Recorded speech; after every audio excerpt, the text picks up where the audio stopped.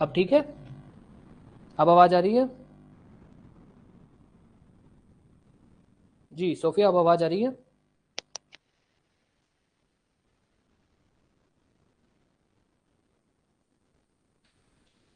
ठीक है, सॉरी है।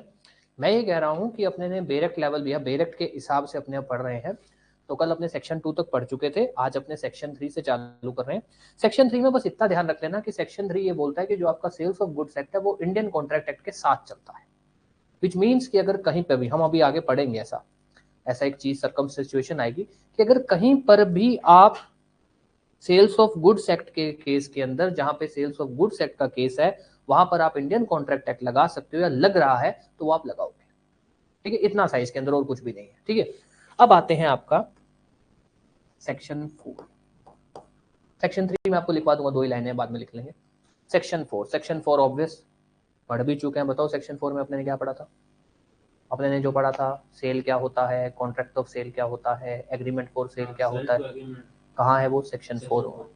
सेक्शन 4 एक्चुअली में डेफिनेशन है किस किस चीज की? वो है डेफिनेशन कॉन्ट्रैक्ट फॉर सेल की, वो है डेफिनेशन सेल की, वो है डेफिनेशन एग्रीमेंट फॉर सेल की। ये है, जब भी कभी टॉपिक पढ़ा करो ना, जैसे मान लो क्या है ये पढ़ लिया, उसके बाद ये जरूर याद कनेक्ट कर लिया करो कि भैया ये किस सेक्शन में है, और सेक्शन को हमेशा याद रखा करो। ठीक है, जैसे वो अपने बात करेंगे भाई कॉन्ट्रैक्ट फॉर सेल किस सेक्शन में है, सेक्शन 4 सब सेक्शन 1। सेल किस में है? Section 4 sub section 3। Agreement for cell किस में है? Section 4 sub section 3। ये आपका प्री का क्वेश्चन है कि भाई सेल कहाँ डिफाइंड है, कॉन्ट्रैक्ट फॉर सेल कहाँ डिफाइंड है, एग्रीमेंट फॉर सेल कहाँ डिफाइंड है। इसको लेकर अपने क्लास कर चुके हैं, बट आज अपने जो बात पढ़ेंगे अपने लिमिटेड रखेंगे। और अपने ने जब डिटेल में बात की थी तब तो अपने ने मतलब पूरी डिटेल में क्या है क्या नहीं है, ऐसी ऐसी बातें जो इस सेक्शन में नहीं भी है वो भी लिखी थी। आज अपने जो लिखेंगे या बात करेंगे सिर्फ बेर एक्ट की, कि आपसे बेर एक्ट के बेस पे अगर प्री का क्वेश्चन बनेगा तो वो क्या पूछ सकता है। तो अगर हम बात करें कॉन्ट्रैक्ट फॉर सेल की, अब पहले भी बात कर चुके हैं कि भाई कॉन्ट्रैक्ट फॉर सेल में तो सब कुछ आता है।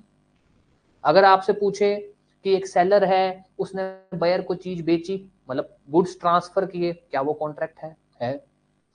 एक सेलर है, उसने बायर को प्रॉमिस किया, एग्री किया, मतलब कि मैं तुम्हें चीज दूंगा, क्या वो कॉन्ट्रैक्ट है? अगर एक सेलर एग्जिस्टिंग गुड्स, मतलब जो चीज उसके पास है वो बेचने की बात कर रहा है, क्या वो कॉन्ट्रैक्ट है?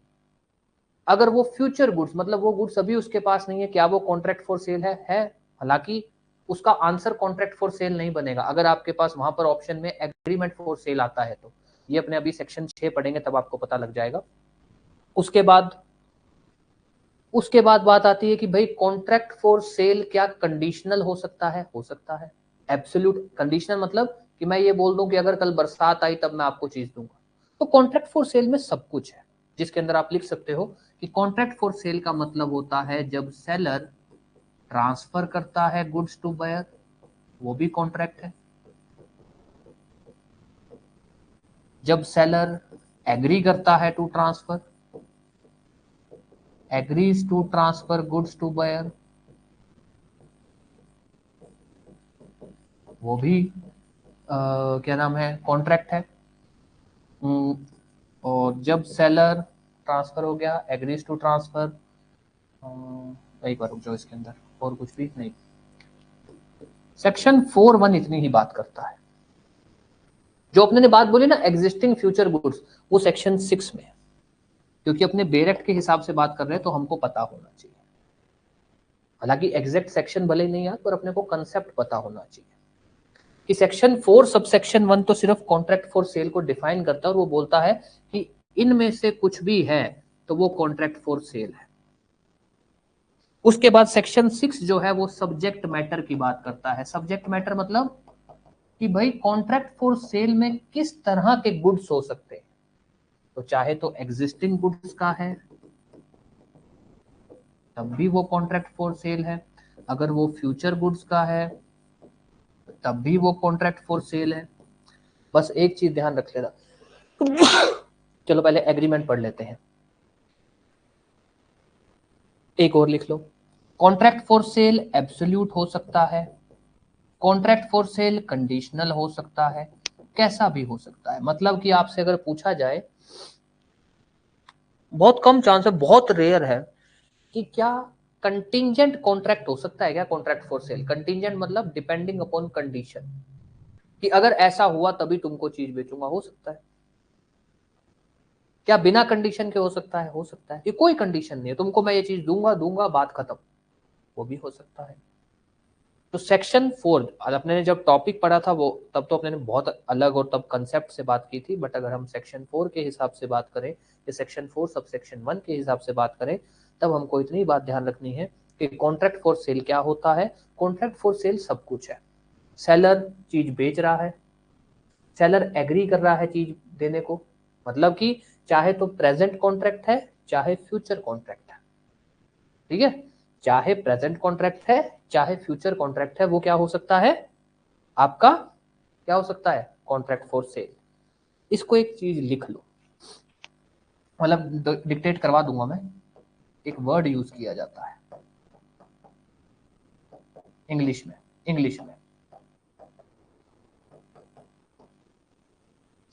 वो कॉन्ट्रैक्ट जो प्रेजेंट में ही परफॉर्म हो रहा है, जिस समय कॉन्ट्रैक्ट हो रहा है उसी समय सब कुछ हो रहा है, मैं आपको सामान दे रहा हूं, पैसा ले रहा हूं, अभी के अभी एग्जीक्यूटेड कॉन्ट्रैक्ट की मौके पे परफॉर्म करती है।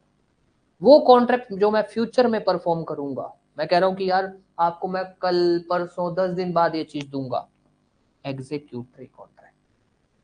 ये चीज थोड़ी सी ध्यान रखना। अब एक बार दोबारा आ जाते हैं, कॉन्ट्रैक्ट फॉर सेल से अपने ने चालू किया। Contract for cell section 4 sub section 1 में है, जिसके अंदर सिर्फ इतनी सी बात ध्यान रख लेना कि चाहे फ्यूचर का कॉन्ट्रैक्ट हो, चाहे प्रेजेंट का कॉन्ट्रैक्ट हो, चाहे कंडीशनल कॉन्ट्रैक्ट हो, चाहे एब्सोल्यूट कॉन्ट्रैक्ट हो, चाहे फ्यूचर गुड्स का कॉन्ट्रैक्ट हो, चाहे प्रेजेंट गुड्स का कॉन्ट्रैक्ट हो, मतलब एग्जिस्टिंग गुड्स का कॉन्ट्रैक्ट हो, वो कॉन्ट्रैक्ट फॉर सेल होता है। कुछ नहीं सोचना। सेल क्या होता है, अब इसी के अंदर से सेल और एग्रीमेंट फॉर सेल निकलता है, इसी के अंदर से निकलता है। सेल क्या है? जब सेलर ट्रांसफर करता है, when goods are transferred from seller to buyer. जब सेलर अपने गुड्स ट्रांसफर करता है बायर को, उसको हम बोलते हैं सेल। सेल मतलब sale is executed contract.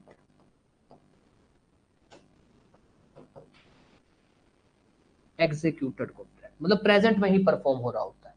Future की बात हो रही है तो सर वो सेल नहीं है, वो कॉन्ट्रैक्ट है पर वो सेल नहीं है। अब बात आती है फिर एग्रीमेंट फॉर सेल क्या है। अब ध्यान देखना थोड़ा सा, एग्रीमेंट फॉर सेल क्या है। एग्रीमेंट फॉर सेल क्या है? जब बात ही फ्यूचर की हो रही है, वो कह रहा है कि मैं तुमको फ्यूचर डेट में चीज दूंगा, वो कंडीशनल कॉन्ट्रैक्ट कर रहा है। अब ध्यान देना, हमने बात बोली अभी कि भाई कंडीशनल कॉन्ट्रैक्ट तो कॉन्ट्रैक्ट फॉर सेल है, आप ऐसे कैसे बोल रहे हो कि ये तो एग्रीमेंट है। कॉन्ट्रैक्ट फॉर सेल में सब कुछ आता है, कॉन्ट्रैक्ट फॉर सेल में सेल भी आता है और एग्रीमेंट फॉर सेल भी आता है, ये ध्यान रखना। कॉन्ट्रैक्ट फॉर सेल के अंदर सब कुछ है, बस अपने को ये ध्यान रखना है इसमें से सेल कब होगा और एग्रीमेंट फॉर सेल कब होगा। सेल कब होगा? जब गुड्स ट्रांसफर हुए हैं। और एग्रीमेंट फॉर सेल कब होगा? एग्रीमेंट फॉर सेल तब होता है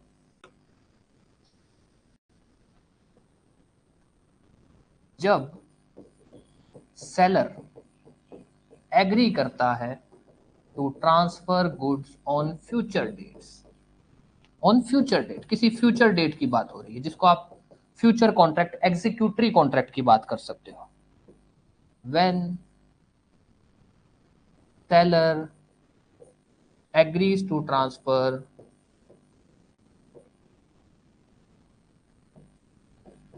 गुड्स सब्जेक्ट टू या फिर ऑन फुलफिलमेंट ऑफ कंडीशन, जिसको आप क्या बोल सकते हो?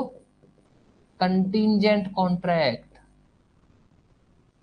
क्या है ये? क्या है? कंटिंजेंट। ये क्या है? Executory contract. ये है कंटिंजेंट कॉन्ट्रैक्ट।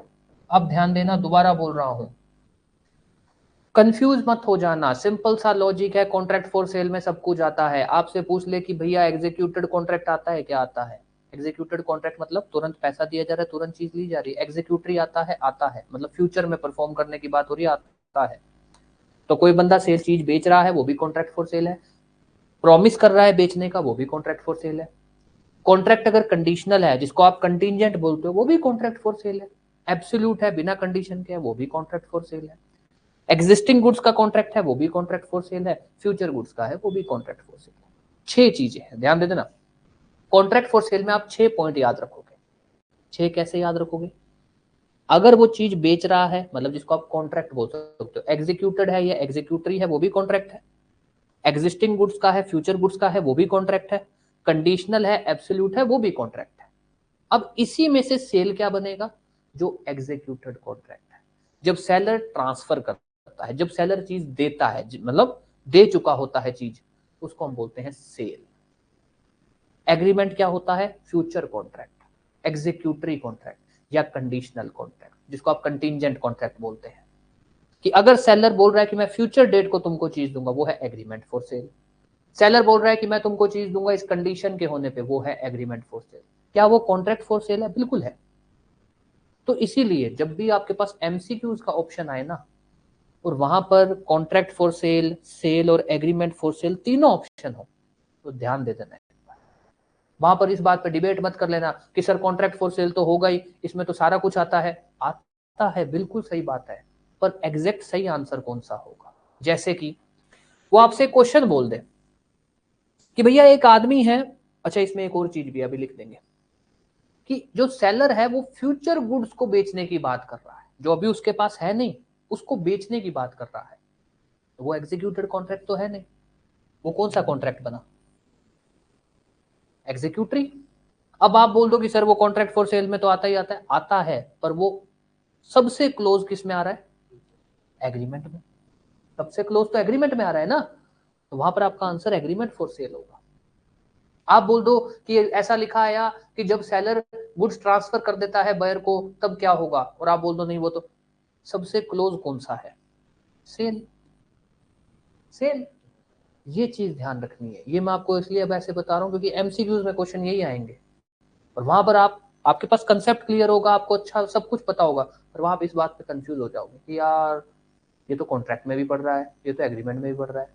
कॉन्ट्रैक्ट में सब कुछ आता है, आप तो ये देखना कि क्या वो सेल या एग्रीमेंट में आ रहा है। क्या कोई भी चीज जो सेल में आ रही है, कोई भी चीज जो एग्रीमेंट में आ रही है, आप उसको आंसर करोगे। ये चीज ध्यान रख लेना। इसमें एक और लिख लो ना, रह गया अपना लिखना। When contract for cell of future goods. अब ये भी एग्जीक्यूटरी कॉन्ट्रैक्ट ही होगा क्योंकि फ्यूचर में परफॉर्म करोगे। एग्जीक्यूटरी कॉन्ट्रैक्ट क्या होता है? जो फ्यूचर में परफॉर्म होगा, जिस समय आप कर रहे हो उस समय परफॉर्म ही नहीं हो सकता वो।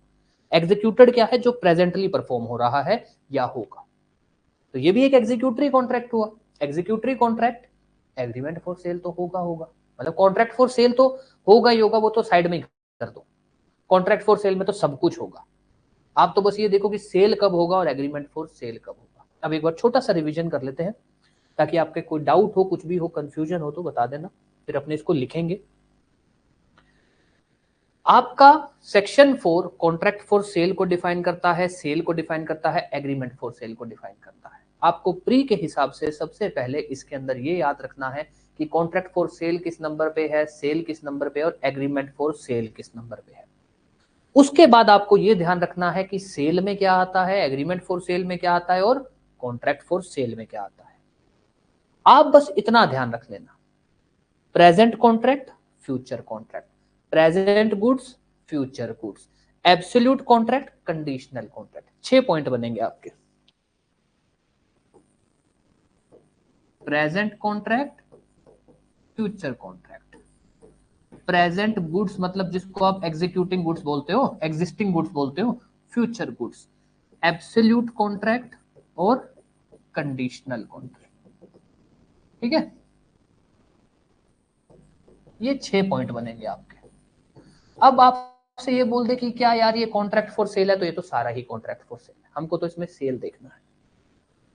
प्रेजेंट कॉन्ट्रैक्ट हमेशा सेल होगा, जिसको आप एग्जीक्यूटेड कॉन्ट्रैक्ट बोलते हो। फ्यूचर कॉन्ट्रैक्ट, सॉरी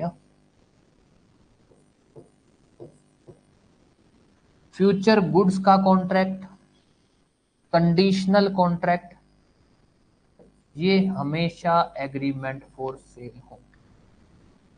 आपसे पूछ ले कि कोई एक ऐसा कॉन्ट्रैक्ट है जिसमें सेलर कह रहा है मैं तुमको फ्यूचर में चीज दूंगा, फ्यूचर कॉन्ट्रैक्ट, एग्जीक्यूटरी। सेलर कह रहा है, मतलब सेलर कॉन्ट्रैक्ट कर रहा है फ्यूचर गुड्स की, मतलब जो अभी उसके पास नहीं है, तो अभी नहीं है मतलब वो फ्यूचर में परफॉर्म होंगे, तो वो भी एग्जीक्यूटरी। सेलर कंडीशनल कॉन्ट्रैक्ट कर रहा है कि अगर ये कंडीशन फुलफिल होगी तब, तो इसमें भी लॉजिक लगा दो, कंडीशन फ्यूचर में परफॉर्म होगी, अभी तो परफॉर्म हो ही नहीं सकती, तो ये भी हुआ एक तरह से एग्जीक्यूटरी। चलो एग्जीक्यूटरी में हमने डिबेट में नहीं जाएंगे, इसको सीधा लिख दो कंडीशनल। ये होंगे एग्रीमेंट फॉर सेल, तीनों के तीनों। अब उसके बाद अगर मान लीजिए कोई एब्सोल्यूट कॉन्ट्रैक्ट है, कोई प्रेजेंट कॉन्ट्रैक्ट है, इनका क्या होगा साहब? साहब इनका डिपेंड करेगा सिचुएशन पे, तो इन पे अपने फालतू में मत जाओ। जो चीज बेयर एक्ट में नहीं लिखी, हम तो बेयर एक्ट की बात कर रहे हैं, हमारी आज की क्लास का टॉपिक है बेयर एक्ट पे बात करनी है, इतना हो गया। ये बना लेना, ये बना लो, पहले लिख लो फिर ये बना लेना। अब आ जाओ मुद्दे पे, लिख लो भाई।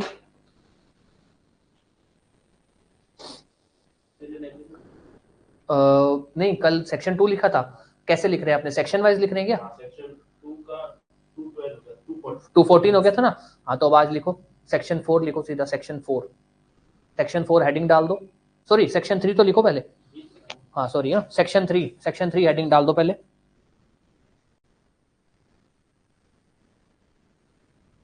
इसमें लिखो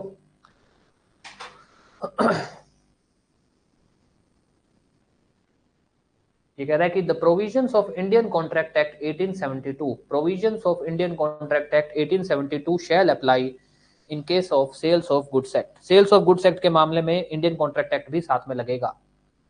ये अपने कैसे लगेगा ये मैं आपको आगे बताऊंगा। हाँ, इन केस ऑफ सोगा या सोगा का जो भी केस होगा उसमें इंडियन कॉन्ट्रैक्ट एक्ट भी साथ में चलता है। ठीक है, ये सेक्शन 3 है। The provisions of Indian Contract Act shall apply in case of Sales of Goods Act. ठीक है, अब आगे बात करें। अब डालो सेक्शन 4 हेडिंग डालो, सेक्शन 4, सेक्शन 4।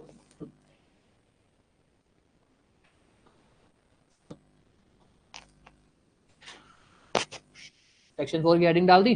अब इसमें लिखो कॉन्ट्रैक्ट फॉर सेल, इसमें लिखो what is contract for cell, bracket में डालना सेक्शन 4 सब सेक्शन 1, मतलब कि ऐसे लिख देना सेक्शन 4 ब्रैकेट में 1।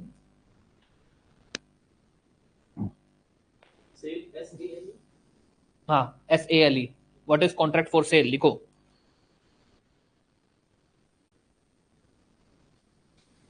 अब इसमें लिखो, सीधा लिखते जाओ कि कॉन्ट्रैक्ट फॉर सेल में क्या क्या होता है, कहाँ गया? हाँ लिखते जाओ। नंबर 1, सेक्शन तो आपने लिख ही दिया। अब इसमें number 1, if seller transfer goods to buyer, if seller transfers goods to buyer, तो वो भी कॉन्ट्रैक्ट फॉर सेल है।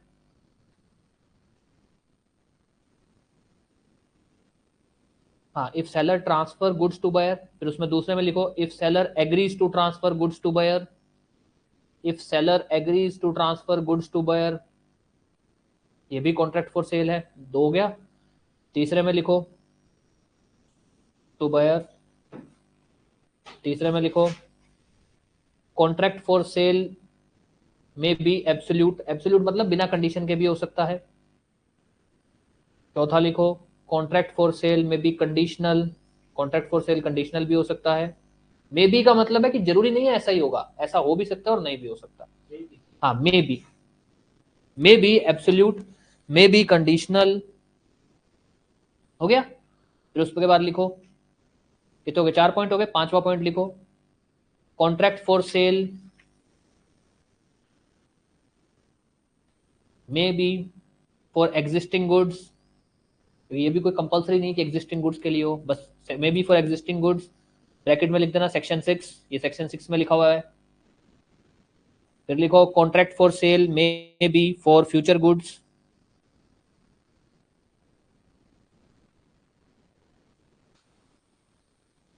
ठीक है, ये भी ब्रैकेट में लिख दो सेक्शन 6 की, ये बात सेक्शन 6 में लिखी हुई है। कॉन्ट्रैक्ट फॉर सेल में भी for absolute goods, contract for sale में भी for, sorry for existing goods, contract for sale में भी फॉर फ्यूचर गुड्स। अब क्या है, ये जो लिखा है ना अपने ने, ये अपने प्री के हिसाब से लिखा है कि यार प्री में अगर वो कुछ भी पूछ ले तो अपने को ध्यान रखना है कि कॉन्ट्रैक्ट फॉर सेल तो ये होगा ही होगा। हमसे ये पूछ ले कि भाई सब्जेक्ट मैटर ऑफ कॉन्ट्रैक्ट किस सेक्शन में है, मतलब कि कौन से सेक्शन में बताया गया कि कॉन्ट्रैक्ट के गुड्स मतलब कॉन्ट्रैक्ट का सब्जेक्ट मैटर मतलब कि कॉन्ट्रैक्ट किन किन चीजों के लिए हो सकता है, तो वो सेक्शन 6 में लिखा है। ठीक है, अब कॉन्ट्रैक्ट फॉर सेल लिख दिया, अब लिखो इसमें sale, what is sale, what is sale, what is sale, इसमें लिखो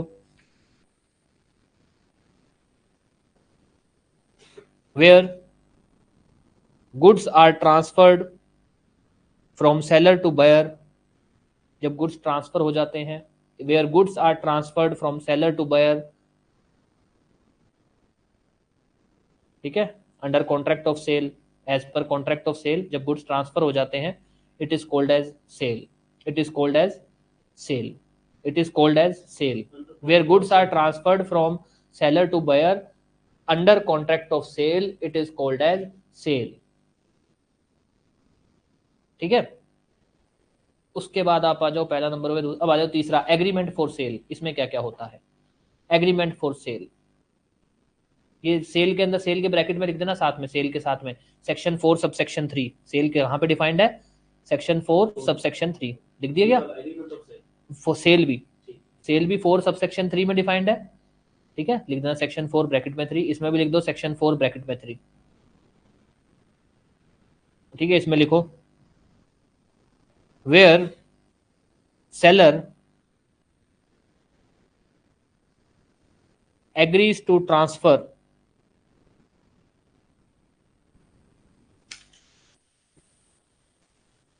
नहीं सॉरी, नहीं वेयर, सॉरी इसको काट देना, where's, where seller agrees to, हाँ सही है, सही, where seller agrees to transfer goods which is to take place on future date, where seller agrees to transfer goods which is to take place on future date, एक ये हो गया, seller agrees to transfer goods which is to take place on future date। ठीक है, दूसरा लिखो where seller agrees to transfer goods subject to fulfillment of condition, नहीं दूसरा पॉइंट लिखो where seller agrees to transfer goods to buyer subject to fulfillment of condition, agrees to transfer goods to buyer subject to fulfillment of condition। अब एक minute रुको, मैं आ रहा हूं।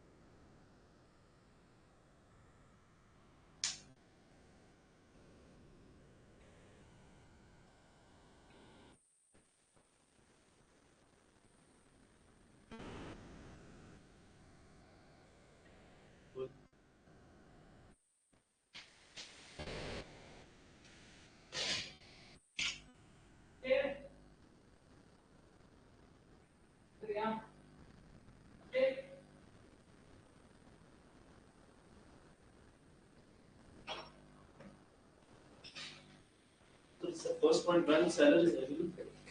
हाँ when seller, हाँ when seller, agreement to sell के दोबारा बता देता हूँ, when seller agrees to transfer goods to buyer which is to take place on future date, when seller agrees to transfer goods to buyer which is to take place on future date। ठीक है, दूसरा point लिख लो when seller agrees to transfer, when seller agrees to transfer, when seller when seller agrees to transfer goods to buyer subject to fulfillment of condition.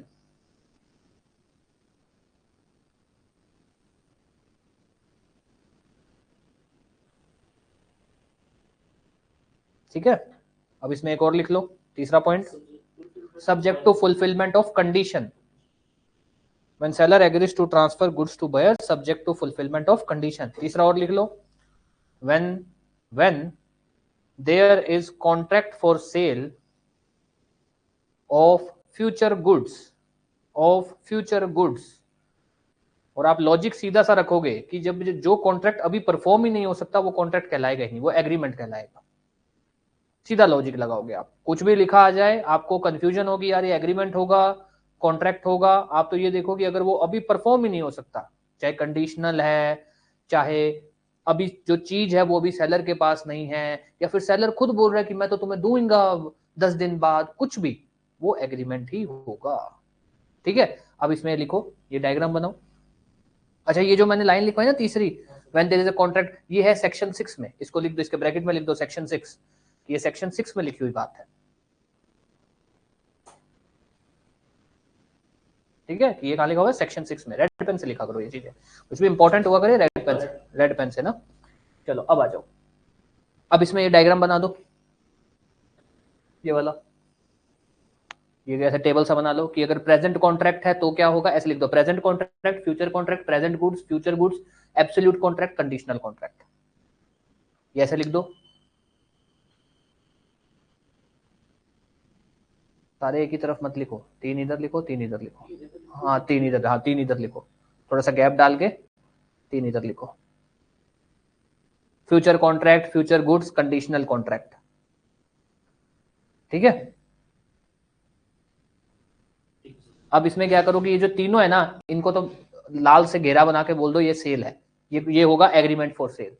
ये जो तीनों है ना, इनको ऐसे लाल से ऐसे घेरा बना दो और इसको कर दो कि भैया ये होगा एग्रीमेंट फॉर सेल. ऐसा कुछ भी हो जाए जो वो होगा एग्रीमेंट फॉर सेल. और जो ये प्रेजेंट वाला है इसको कर दो कि ये होगा सेल. कॉन्ट्रैक्ट फॉर सेल तो ये सारे ही होंगे, ये है सारा नहीं, सिर्फ पहला, सिर्फ पहला ही होगा सेल. बाकी तो क्या पता क्या होंगे, डिपेंडिंग अपॉन कंडीशन है. सिर्फ पहला होगा सेल, ये जो पहला है ये होगा सेल, ये सारे होंगे एग्रीमेंट फॉर सेल. ठीक है, अब दोबारा बोल रहा हूं, यहां से प्री का, यहां से मेंस का, दोनों तरह के क्वेश्चन आएंगे. और जब भी क्वेश्चन आएंगे आपको मेंस में हो सकता है दिक्कत ना हो, क्योंकि वहां तो आपको लिखना है, आप अगर एक आधी चीज कम ज्यादा भी कर दो कोई फर्क नहीं पड़ेगा. प्री में यहां से क्वेश्चन थोड़े बहुत कंफ्यूजिंग बन सकते हैं, और कंफ्यूजन को दूर करने का सिंपल सा लॉजिक है, सिंपल सा, ये टेबल याद कर लेना कि अगर फ्यूचर कॉन्ट्रैक्ट है, ये है, अब आप समझ जाओगे. वो आपसे कुछ भी पूछ ले कि यार कंडीशनल कॉन्ट्रैक्ट है, कंडीशन पे डिपेंड है, तो आपने पढ़ा हुआ है कि कंडीशनल मतलब एग्रीमेंट है. कॉन्ट्रैक्ट फॉर सेल तो सारे ही है, एग्रीमेंट है. आपसे वो पूछ रहा है कि यार फ्यूचर गुड्स का मामला है, हमने पढ़ा हुआ है कि फ्यूचर गुड्स मतलब फ्यूचर में परफॉर्म होगा कॉन्ट्रैक्ट, एग्रीमेंट है. आपसे पूछा कि कॉन्ट्रैक्ट ही फ्यूचर का है, कि वो कह रहा है कि मैं तुम्हें चीज ही 10 दिन बाद दूंगा, मतलब वो फ्यूचर में परफॉर्म होगा. जो भी चीज फ्यूचर में परफॉर्म होगी, जो भी चीज जिसका परफॉर्म होना निश्चित है ही नहीं अभी, जैसे कंडीशनल है, वो हमेशा एग्रीमेंट होगा. ये टेबल याद कर लेना, आप कंफ्यूज नहीं होगे कभी भी. और उसके अलावा जो आप पढ़ रहे हो वो. अब आ जाओ आपके सेक्शन 5 में कि कॉन्ट्रैक्ट कैसे होगा, कॉन्ट्रैक्ट फॉर सेल कैसे किया जाता है. सेक्शन 5 कि कॉन्ट्रैक्ट फॉर सेल कैसे किया जा सकता है. कॉन्ट्रैक्ट फॉर सेल की जिसको आप बोल, हमने पढ़ी ना, जो इसेंशियल्स पढ़ी थी, वो सारी इसी के अंदर है. तो पहले अपने एक बार बात कर लेते हैं, ये आपका सेक्शन 5 जो है वो बोलता क्या है. कोई भी ऐसा जिसको किसी भी तरह का दिक्कत हो, नहीं समझ आ रहा हो कुछ भी, तो पूछ सकते हो. ठीक है, अब आ जाइए सेक्शन 5 कि कॉन्ट्रैक्ट फॉर सेल क्या होता है, कॉन्ट्रैक्ट फॉर सेल जो है कैसे किया जा सकता है, या कॉन्ट्रैक्ट फॉर सेल की इसेंशियल्स क्या क्या होती हैं, कैसे भी बोल सकते हो आप. इसके अंदर एक तो आपसे ये पूछा जा सकता है, जैसे आपसे ये पूछा जाता है ना कि भाई कॉन्ट्रैक्ट फॉर सेल कहाँ डिफाइंड है, सेल कहाँ डिफाइंड है, वैसे ये भी पूछा जा सकता है कि किस सेक्शन में बताया गया है कि कॉन्ट्रैक्ट फॉर सेल कैसे हो सकता है, कि how contract for cell can be made. अब ध्यान देना, अब आप में से किसी का ये हो सकता है कि सर इसमें सेल का बताया नहीं, एग्रीमेंट फॉर सेल तो बताया नहीं, इतनी देर से अपने क्या बोल रहे हैं कि कॉन्ट्रैक्ट फॉर सेल में सब कुछ कवर हो रहा है. तो जो ये बात बोल रहा है कि कॉन्ट्रैक्ट फॉर सेल कैसे हो सकता है, तो वो बात कर रहा है भैया सेल पूछे, एग्रीमेंट फॉर सेल पूछे, सब कुछ इसमें है, ठीक है, कॉन्ट्रैक्ट फॉर सेल में सब कुछ आता है ना, तो ये हो गया। तो बात आ रही है जो हम पढ़ रहे हैं कि कॉन्ट्रैक्ट फॉर सेल कैसे हो सकता है, तो वो एक ही बात है, वो सभी पे लगेगा। तो पहले मुद्दा बात कर लेते हैं, कॉन्ट्रैक्ट कैसे होगा। अब इसको आप ये बोल सकते हो भैया ये इसेंशियल्स बताना चाहता है कि कॉन्ट्रैक्ट की इसेंशियल्स क्या क्या होनी चाहिए, या आप ये बोल सकते हो कि ये बता रहा है कि कैसे हो सकता है।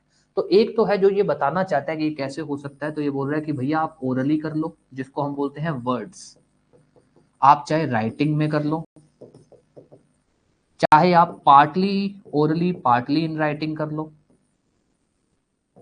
या फिर पार्टीज की कंडक्ट से भी निकल सकता है, कंडक्ट ऑफ पार्टीज। अब ये क्या है, देखो एक तो ये हुआ कि मैंने आपको बोला कि ये पेन बेच रहा हूं 10 रुपए का, आपने कहा ठीक है मैं खरीद रहा हूं, कुछ लिखित में नहीं हुआ, ये है ओरली। एक हुआ कि हम लोग पहले राइटिंग में बात कर रहे हैं, एक एक चीज लिखित में कर रहे हैं, मैंने आपको मैसेज किया कि मैं अपना ये पेन बेच रहा हूं, आपने एग्री किया ओके मैं खरीद रहा हूं, तो ये राइटिंग में हुई है बात, ओरली नहीं हुआ।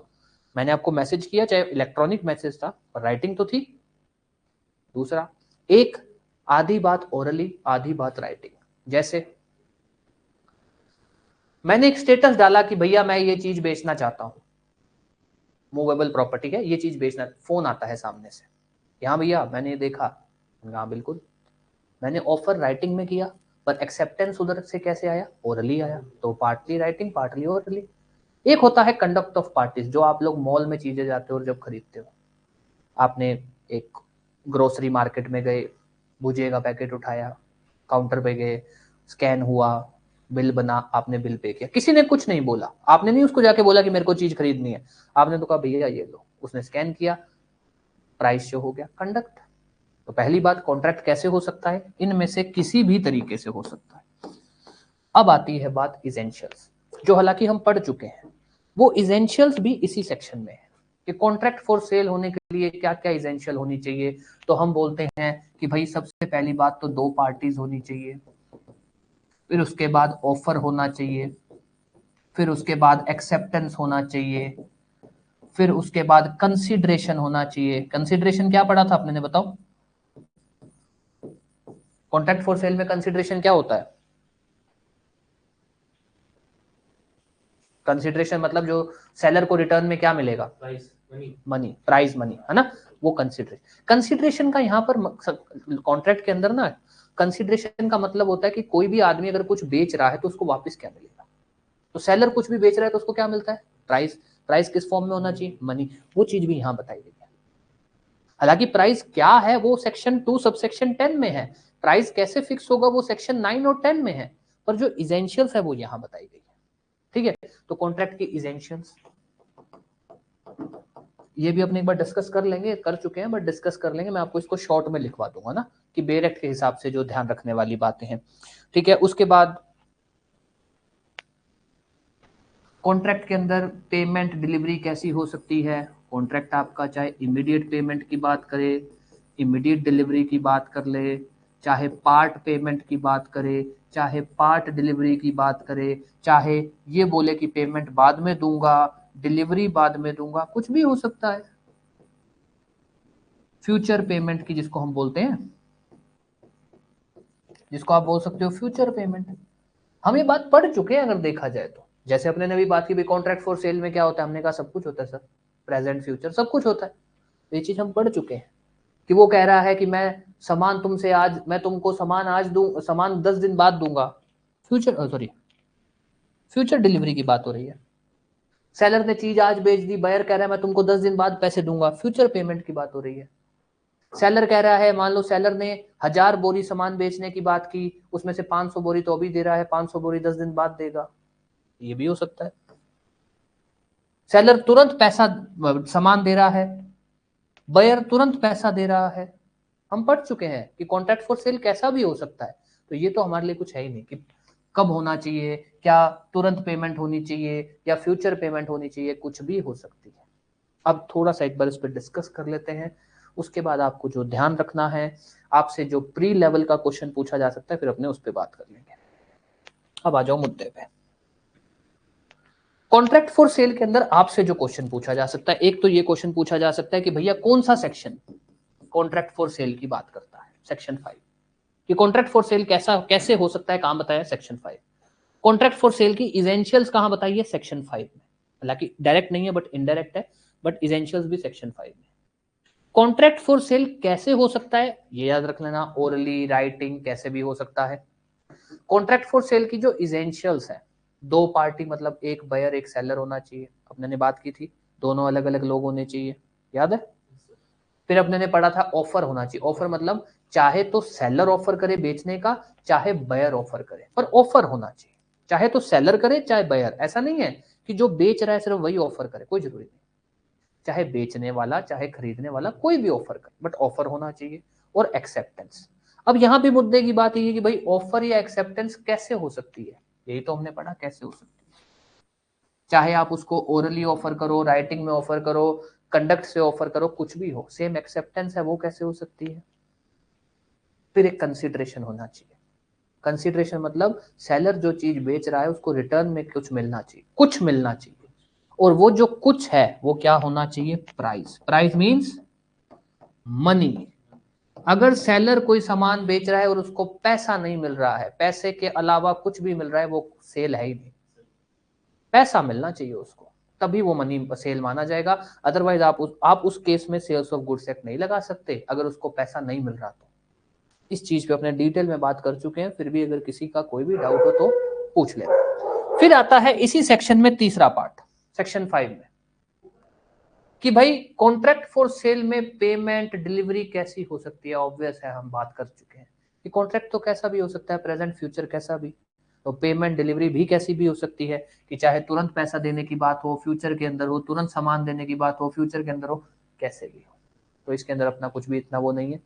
अब एक बार लिख लो आप, आपसे जो प्री में पूछा जा सकता है, हेडिंग डालो सेक्शन 5, सेक्शन 5 हेडिंग डाल दी, उसमें लिखो सबसे पहला हेडिंग डालो, how contract for cell can be made, कि कॉन्ट्रैक्ट फॉर सेल कैसे हो सकता है, कॉन्ट्रैक्ट फॉर सेल कैसे हो सकता है, HOW, how contract for cell can be made. इसमें लिखो contract for cell can be made, contract for cell can be made by any of the following condition. Contract for sale can be made by any of the following, किसी भी तरीके से कर सकते हो। फिर उसमें लिखो number 1, contract for cell can be made by any of the following. Number 1,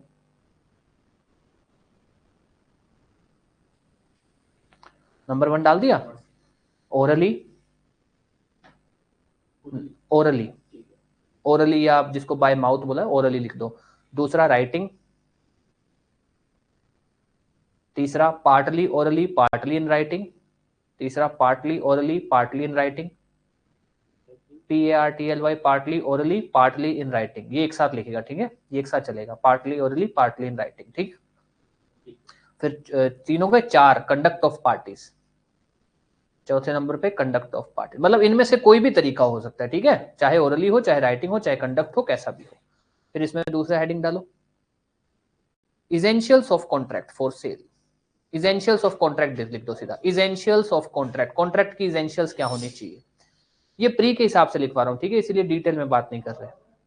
इजेंशियल्स of contract लिखो, नंबर 1 ऑफर, सॉरी नंबर 1, हाँ ठीक है, ऑफर लिख दो, ऑफर टू बाय और sell, offer to buy BUY और सेल SELL, SELL, हाँ ठीक है, ऑफर टू बाय और सेल।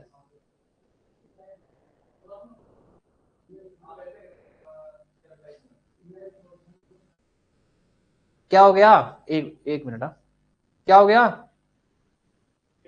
हाँ कितने हैं बता,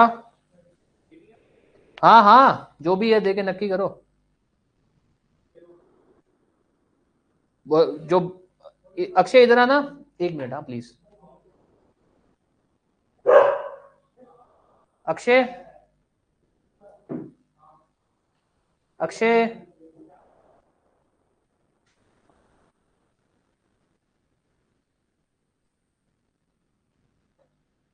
सॉरी यार एक मिनट बस,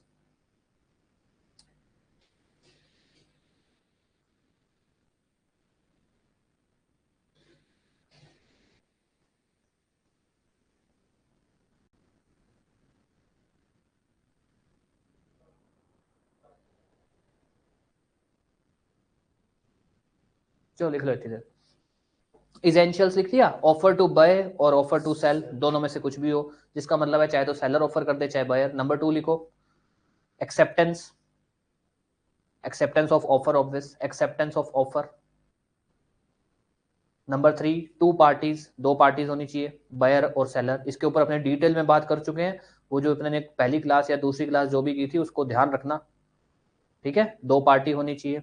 नंबर 4 कंसिडरेशन, कंसिडरेशन इसमें लिखो, कंसिडरेशन के अंदर नंबर 4 कंसिडरेशन लिख दिया, इसमें लिखो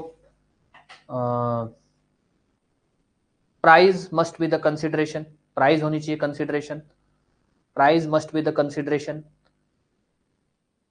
full stop. Price must be in form of money, अगर आपसे price must be in form of money, अब अगर आपसे कभी भी ये पूछ ले भी कॉन्ट्रैक्ट फॉर सेल में कंसिडरेशन को क्या बोलते हैं, तो लीगली बोलते हैं प्राइस। प्राइस कैसे होनी चाहिए, उसका आंसर है मनी। लीगली क्या टर्म यूज की जाती है, प्राइस। लॉ क्या बोलता है, प्राइस। उस प्राइस से पूछा जाए प्राइस कैसा होता है, मनी के फॉर्म में होना चाहिए, पैसे के फॉर्म में होना चाहिए। अब इसमें 2-3 बातें लिख लो कि प्राइस वर्ड डिफाइंड है सेक्शन 2 सब सेक्शन 10 में, ताकि प्री के लेकर याद रहे कि प्राइस वर्ड डिफाइंड है सेक्शन 2 सब सेक्शन 10 में, और प्राइस इसेंशियल है ये कहां लिखा गया है, सेक्शन 5 में। प्राइस जो वर्ड डिफाइन है वो तो है सेक्शन 2 सब सेक्शन 10 में, और जो आपका क्या नाम है ये प्राइस इसेंशियल है ये कहां लिखा गया है, सेक्शन 5 में। तो आपसे कभी भी पूछ ले प्राइस वर्ड कहां डिफाइन है, वो है सेक्शन 2 सब सेक्शन 10 में। और अगर वो आपसे पूछ ले कि भाई प्राइस इसेंशियल है ये कहां लिखा है, सेक्शन 5 में, ठीक है। अब उसके बाद आ जाओ कॉन्ट्रैक्ट फॉर सेल में अपने ने क्या लिख दिया, ओरली राइटिंग ये सारा लिख दिया, इसेंशियल्स लिख दिया ना, हाँ ठीक है। अब उसके बाद एक पैरा चेंज करके ये और लिख दो, हालांकि आपसे कभी पूछा नहीं जाएगा, बस ये और लिख दो। In contract for sale there can be, in contract for sale there can be any of the following, in contract for sale there can be any of the following. Number 1 in contract for sale there can be any of the following. Number 1 immediate payment, number 2 immediate delivery, number 1 immediate payment, number 2 immediate delivery, number 1 हो गया immediate payment, number 2 immediate delivery, number 3 future payment, number 4 future delivery, number 5 part payment and part delivery, आधा पैसा अभी आधा पैसा बाद में, आधा सामान अभी डिलीवर कर दिया आधा सामान बाद में। तो present payment present delivery, part payment part delivery, ठीक है। ये प्री के हिसाब से ध्यान रखना है, तो आपसे पूछा भी जाएगा तो आप कर जाओ। प्रेजेंट पेमेंट जिसको आप इमीडिएट बोलते हो, present payment present delivery, future payment future delivery, हाँ बस है ना, वो एक ही बात है, इमीडिएट इमीडिएट प्रेजेंट एक ही बात हुई ना, ठीक है। अब उसके बाद आ जाओ आपका सेक्शन 6, लास्ट है सेक्शन 6, फिर चाहे आपकी क्लास खत्म कर देंगे। सेक्शन 6 जिसको हम बोलते हैं सब्जेक्ट मैटर, वेरी इंपॉर्टेंट। हालांकि हम इसको पढ़ चुके हैं, पर आपसे ऐसा पूछा जा सकता है कि भैया कौन सा सेक्शन जो है सब्जेक्ट मैटर की बात करता है, कि कॉन्ट्रैक्ट फॉर सेल का सब्जेक्ट मैटर क्या होगा। सब्जेक्ट मैटर का मतलब होता है कि किन चीजों के लिए कॉन्ट्रैक्ट फॉर सेल हो सकता है, सेल किन चीजों की हो सकती है। तो ऑब्वियस है कि भैया एग्जिस्टिंग गुड्स की भी हो सकती है और फ्यूचर गुड्स की भी हो सकती है। फ्यूचर गुड्स किस सेक्शन में डिफाइंड है, बताओ, फ्यूचर गुड्स किस सेक्शन में डिफाइंड है, गुड्स किस सेक्शन में डिफाइंड है। लगभग इतना तो याद रहने लग गया, बस इतना ही चाहिए, कोई प्रॉब्लम नहीं, इतना तो बहुत है। शुरू में तो इतना भी पता है ना कि हाँ यार 6 है या 7 है तो बहुत है। 2-3 क्लासों में आप साथ में पढ़ रहे हो, साथ में लिख रहे हो, और भी सब्जेक्ट पढ़ रहे हो, इतना भी याद है तो धीरे धीरे अपने आप कमांड बन जाएगी, ठीक है। एग्जिस्टिंग गुड्स कहीं नहीं डिफाइंड है, ठीक है। तो सब्जेक्ट मैटर एग्जिस्टिंग या फ्यूचर कोई भी हो सकता है ना। अब इसके अंदर अपने को ध्यान रखना है कि भाई सब्जेक्ट मैटर मतलब किस चीज का सामान, मतलब कॉन्ट्रैक्ट किन चीजों का हो सकता है, एग्जिस्टिंग या फ्यूचर। एग्जिस्टिंग का मतलब क्या होता है, मैं ऐसी कोई चीज बेचने की बात कर रहा हूँ जो मेरे पास अभी है, और अगर मैं ऐसी कोई चीज बेचने की बात कर रहा हूँ जो मेरे पास अभी नहीं है, वो है फ्यूचर गुड्स। अब ध्यान देना, कॉन्ट्रैक्ट फॉर सेल एग्जिस्टिंग या फ्यूचर किसी भी गुड्स का हो सकता है। जो मैंने आपको बात बोली थी ना कि भाई अगर कॉन्ट्रैक्ट जो है वो फ्यूचर गुड्स का होता है, आपको ऐसा बोला जा रहा है कि भैया कॉन्ट्रैक्ट है पर फ्यूचर गुड्स का है, इस कॉन्ट्रैक्ट को हम एग्रीमेंट फॉर सेल बोलेंगे। अब आप खुद बताओ, अपने ने जब शुरू में पढ़ा तो मैंने आपको बार बार बोला कि भैया अगर कोई भी ऐसा कॉन्ट्रैक्ट है जो अभी परफॉर्म ही नहीं हो सकता, कुछ मर्जी कर लो हो ही नहीं सकता अभी वो परफॉर्म, तो वो तो अपने आप ही फ्यूचर कॉन्ट्रैक्ट हो गया। और फ्यूचर कॉन्ट्रैक्ट को हम क्या बोलते हैं? अब वो कह रहा है कि भैया मैं फ्यूचर गुड्स दूंगा तुम्हें, फ्यूचर गुड्स बेचने की बात कर रहा है, मतलब उसके पास अभी नहीं है। हो सकता है वो 5 मिनट बाद ही खरीद ले, हो सकता है वो 10 मिनट बाद खरीद ले, हो सकता है वो 10 दिन बाद खरीदे, पर अभी तो नहीं परफॉर्म कर सकता। जिस समय बात कर रहा है उस समय तो नहीं बेच सकता, तो वो फ्यूचर कॉन्ट्रैक्ट है। फ्यूचर कॉन्ट्रैक्ट है तो हम उसको क्या बोलेंगे? Agreement for sale. ये चीज ध्यान रखना, इसके अंदर इतना ही लिखना है, आप प्री के हिसाब से जो है इतना ही लिखना है, बाकी तो अपने बात कर ही चुके हैं गुड्स और काइंड्स ऑफ गुड्स की। लिख लो, हेडिंग डालो सेक्शन 6,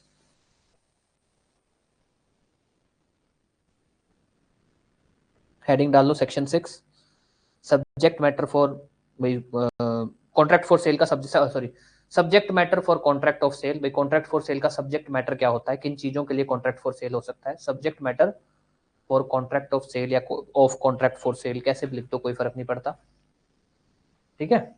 सेक्शन 6 है ना, अब इसमें लिखो contract for cell can be for existing और फ्यूचर गुड्स। लिख दो, या तो ऐसे लिख दो, number 1 existing goods, number 2 future goods, ऐसे लिख दो, number 1 existing goods, number 2 future goods, कि भाई इनमें से किसी भी चीज का कॉन्ट्रैक्ट फॉर सेल हो सकता है। हाँ, एग्जिस्टिंग या फिर फ्यूचर गुड्स, किसी भी चीज के लिए। अब एग्जिस्टिंग क्या होते हैं, फ्यूचर क्या होते हैं, ये तो आपको पता ही है। फिर उसके बाद एक लाइन लिख दो जो, और उसको मार्क कर देना रेड पेन से कि ये इंपॉर्टेंट है, प्री में से क्वेश्चन आ सकता है। If contract for sale is made for future goods, अगर contract for sale future goods का किया जाता है, if contract for sale is made for future goods it is called as agreement for sale। हम उसको क्या बोलेंगे? Agreement for sale. ये ध्यान रख लेना, ये इंपॉर्टेंट है।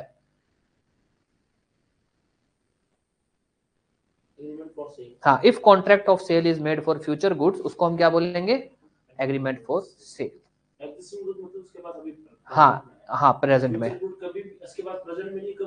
कभी भी, हाँ। जैसे मान लो अपने कई बार दुकान पे जाते हैं, अपने ऐसे कह देते हैं कि भैया यार वो फलानी चीज है क्या यार, मान लो आप भुजिया लेने गए, आपने कहा यार मेरे को ना उस कंपनी का भुजिया चाहिए, उसने कहा यार उस कंपनी का तो नहीं, मैं मंगवा दूंगा। आपने कहा ठीक है भैया कोई बात नहीं, मंगवा देना। अब उसके पास अभी तो है नहीं, वो फ्यूचर गुड्स है। हालांकि वो यही बोल दे कि यार मेरे पास अभी नहीं है, गोदाम में पड़ा है, अभी ला दूंगा, पर अभी तो नहीं दे रहा ना, वो कह रहा है आधे घंटे बाद आ जाना, 5 मिनट बाद आ जाना। वही वो ये बोले कि भैया रुको मैं गोदाम से अभी ला रहा हूँ, रुको ला रहा हूँ, वो तो कह रहा है अभी ला के दे रहा हूँ यार, वो तो फ्यूचर की बात ही नहीं है। एक होता है कि हम उसके पास जाते हैं, वो कहता है यार गोदाम में पड़ा है भैया, आप एक काम करना आधे घंटे बाद आ जाना, 10 मिनट बाद आ जाना, 1 घंटे बाद आ जाना, वो फ्यूचर गुड्स है। एक वो कह रहा है भैया रुको ला रहा हूँ, चाहे वो गोदाम से ही ला रहा है, वो एग्जिस्टिंग है। तुरंत दे रहा है तो एग्जिस्टिंग। जिस चीज को वो लेकर बोल रहा है कि यार आग फ्यूचर में लाके दूंगा, 10 मिनट बाद लाके दूंगा, 5 मिनट बाद आ जाएगा, वो फ्यूचर गुड्स है, उसको हमेशा हम एग्रीमेंट फॉर सेल ही बोलेंगे।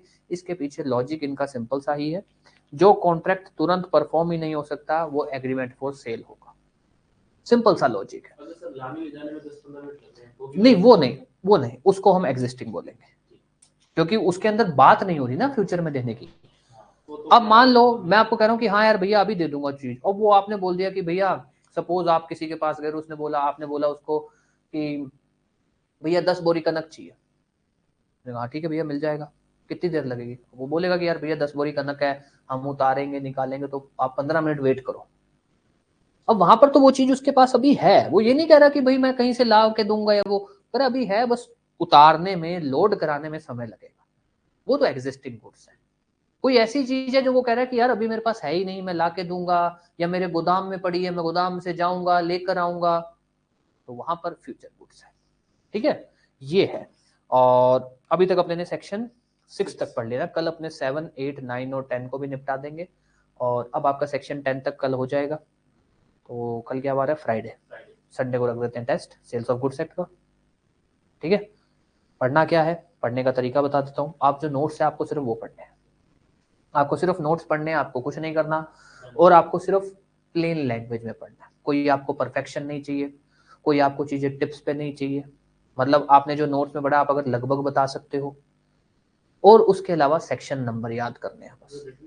नहीं, ओरल टेस्ट होगा, oral test in the senses, एक जैसे मान लो संडे को अपने एक टाइम रख देंगे 1 घंटे का, जिस समय जो जो टेस्ट देना चाहते हैं गूगल मीट पे आएंगे, ठीक है, स्क्रीन पे होगा नॉर्मली 1 बाय 1 सभी स्टूडेंट से कि हाँ भैया इसका बताओ क्या है, इसका बताओ क्या है, इसका बताओ क्या है, ये है सही, सिर्फ तुरंत दूसरे से पूछा, तीसरे से पूछा, चौथे से पूछा, ये होगा ओरल टेस्ट होगा। अगर आप चीजों को ओरली बोल सकते हो तो आप लिख भी लोगे, कुछ उसमें कुछ वो नहीं हो जाएगा। और क्योंकि ऑब्वियस अभी आपका स्टार्टिंग हुआ है तो मैं भी जानता हूँ कि भाई इतनी जल्दी चीजें टिप्स पे तो आई नहीं होंगी आपके, तो बहुत सिंपल रखना, जो अपने ने नोट्स डिक्टेट किए हैं बस उसको पढ़ना है, कल और डिक्टेट करेंगे, बस उसको बेसिक पढ़ना है कि अच्छा ये क्या बोलता है, ये क्या बोलता है, उसको जैसे कह सकते हैं ना भी आप किसी भी चलते फिरते आदमी को बता सको कि भैया रुक, एग्जिस्टिंग गुड्स क्या होता है सुन, फ्यूचर गुड्स क्या होता है सुन, कॉन्ट्रैक्ट फॉर सेल क्या होता है सुन, सेल क्या होता है, कि वो भी सुन के उसको भी अच्छा मैं समझ गया क्या होता है, मेरे को कानून नहीं पता पर मेरे को ये पता लग गया भैया सेल और कॉन्ट्रैक्ट क्या होता है। बस अगर आप इतना बता सकते हो तो धीरे धीरे आपकी परफेक्शन भी आ जाएगी, जिसको अपने वोकैब बोलते हैं, या जो आपके सेक्शन टिप्स पे होते हैं वो भी धीरे धीरे सब आ जाएंगे। ठीक है, सेक्शन 1 टू सेक्शन 10, सेक्शन 1 से लेकर सेक्शन 10 तक आपका ये टेस्ट होगा, ठीक है, संडे को, क्योंकि कल अपने सेक्शन 7, 8, 9 और 10 इसको निपटा देंगे, सेक्शन 7, 8, 9 और 10 इसको निपटा देंगे।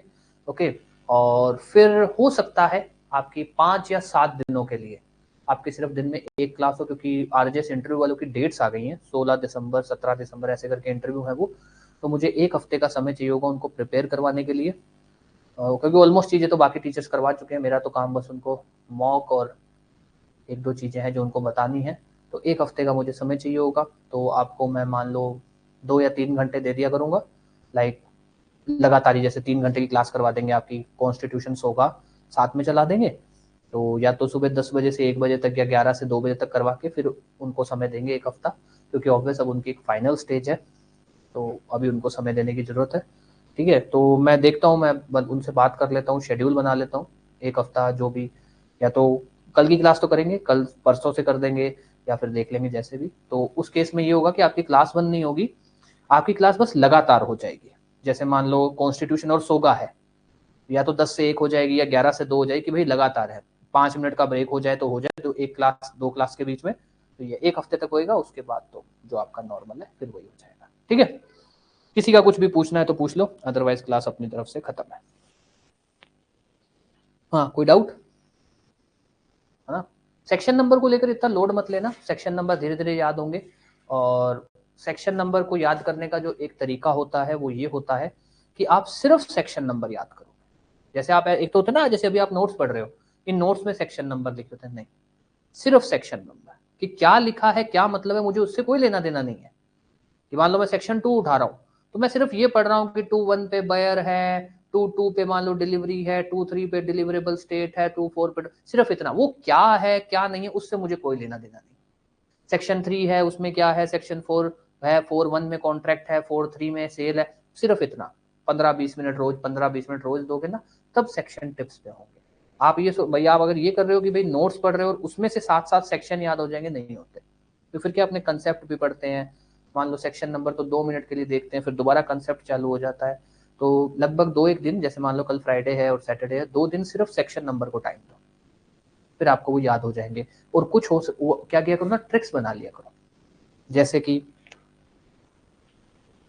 गुड्स है,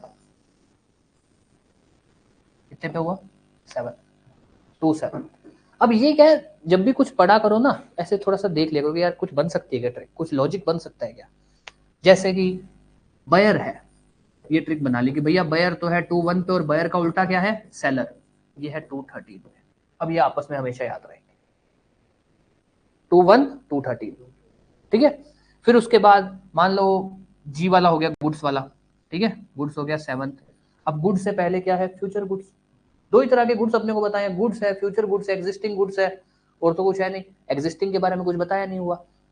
अब सॉरी एक और चीज बतानी भूल गया, goods kinds existing future specified unspecified, इतने ही बताए हुए अपने को, एग्जिस्टिंग नहीं डिफाइंड, अनस्पेसिफाइड नहीं डिफाइंड, या अनसर्टेन बोल दो, ठीक है। डिफाइंड कौन कौन से हैं, एक तो है फ्यूचर, एक है स्पेसिफाइड। गुड्स किस पे है, 2.7, 2.7 इंटू 2 14, गुड्स से पहले क्या है, फ्यूचर गुड्स 2.6, अब ये क्या है, कुछ एक चीजें लॉजिक अपने आप बन जाती है, ठीक है। अब जैसे मान लो बायर हो गया, फिर उसके बाद बायर के बाद याद कर लिया 3D है। 3D में क्या है, डिलीवरी है, डिलीवरेबल स्टेट है, डॉक्यूमेंट ऑफ टाइटल है, ये 3 शब्द हैं, ये हो गए। उसके बाद मान लो 2.6 हो गया। अब मान लो चलो 2.1 2.1 तो बायर हो गया, 2.2 2.3 2.4 2.5 नहीं पता, नहीं पता नहीं पता, क्या फर्क पड़ जाएगा। अब इतना तो किस्मत बुरी नहीं होगी कि 2.6 भी पता है, 2.4 भी पता है और 2.5 नहीं पता। नहीं भी पता तो क्या होगा, याद कर, कुछ भी पूछ ले, आपसे पूछ ले भैया 2.5 पे क्या है, हमें नहीं पता 2.5 पे क्या है, पर हमें पता है 2.4 पे क्या है, 2.6 पे क्या है, 2.7 पे क्या है। अब वो कोई भी शब्द वहां लिख के दे देगा, हमको पता है 2.4 पे क्या है, 2.4 पे है डॉक्यूमेंट, तो वो नहीं है। जो भी शब्द होगा, यार ये शब्द का तो पता नहीं, पर 2.4 जो ऑप्शन में उस पर तो डॉक्यूमेंट है, तो ये तो 2.4 नहीं हो सकता। 2.6 पे तो फ्यूचर है, ये भी नहीं हो सकता। 2.7 पे गुड्स है, ये भी नहीं हो सकता। बचा क्या, 2.5। जो मर्जी शब्द हो, हमको क्या लेना देना। अब एक आधा क्या है, कभी भी ऐसा हो ना 5-6 इंडेक्स की लाइनें हो और उसमें से एक आधा सेक्शन बार बार याद नहीं हो रहा, कोई फर्क नहीं पड़ेगा। ऊपर के उसके मतलब कोई भी पॉइंट नंबर है, उसके ऊपर के 3-4 सेक्शन, नीचे के 2-3 सेक्शन लगातार याद हो रहे हैं ना, बीच वाला नहीं भी हो रहा, कोई फर्क नहीं पड़ेगा, क्योंकि वहां पर आप ऑड वन आउट कर जाओगे कि अच्छा हाँ यार ये नहीं पता पर बाकी तो पता है ना, ऑड वन आउट हो जाएगा, ये हो जाएगा। 2.6 हो गया, 2.7 हो गया। फिर जी के बाद अपने ने क्या पढ़ा, GI, इंस्टॉलमेंट, मर्केंटाइल एजेंट। 2.10 पे अपने ने पढ़ा था प्राइस, ये हो गया। इस तरह से लॉजिक बना लिया, उससे क्या होगा, मोटा मोटी याद हो जाएंगे, फिर जो बीच वाले हैं वो भी धीरे धीरे याद हो जाएंगे, ठीक है। तो थोड़ा सा चीजें क्या है, कॉन्फिडेंस और स्मार्ट स्ट्रेटेजी, दो ही चीजें हैं। मेहनत का गेम नहीं है। मैं आपको ये बोल दूं कि भैया आपको दिन में 15-15 घंटे पढ़ने हैं 15-15 घंटे, पर वो बहुत आगे की बात है। अभी तो आप सिर्फ चीजों को स्मार्टली कवर करने पे ध्यान दो और जितना हो सके चीजों को स्मार्ट स्ट्रेटेजी पे काम करो, ठीक है। चलो भाई, अब क्लास खत्म है, किसी को कुछ भी पूछना है तो पूछ लो। आज अपने ने सेक्शन 6 तक खत्म कर दिया है, कल अपने सेक्शन 10 तक खत्म कर देंगे। संडे को आपका सेक्शन 1 से लेकर सेक्शन 10 का टेस्ट होगा। दोबारा बता दे रहा हूं, टेस्ट आपके बने हुए हैं, क्योंकि RJS जो पहले वाला है वो करवाया था, तो उस समय के बच्चों के टेस्ट बने पड़े हैं। तो मुझे कुछ नहीं करना, पढ़ के आपको ही आना है, मेरे को टेस्ट बनाना नहीं है, मेरे पास टेस्ट बने पड़े हैं, मेरे को तो बस 10-4 क्वेश्चन इधर उधर से उठा के ऐड ही करने होंगे और, ठीक है। चलो भाई, अब क्लास खत्म है, कोई भी डाउट किसी का कुछ भी हो तो पूछ लेना। अब क्लास अपनी तरफ से खत्म है, ठीक है। चलिए अभी, थैंक यू।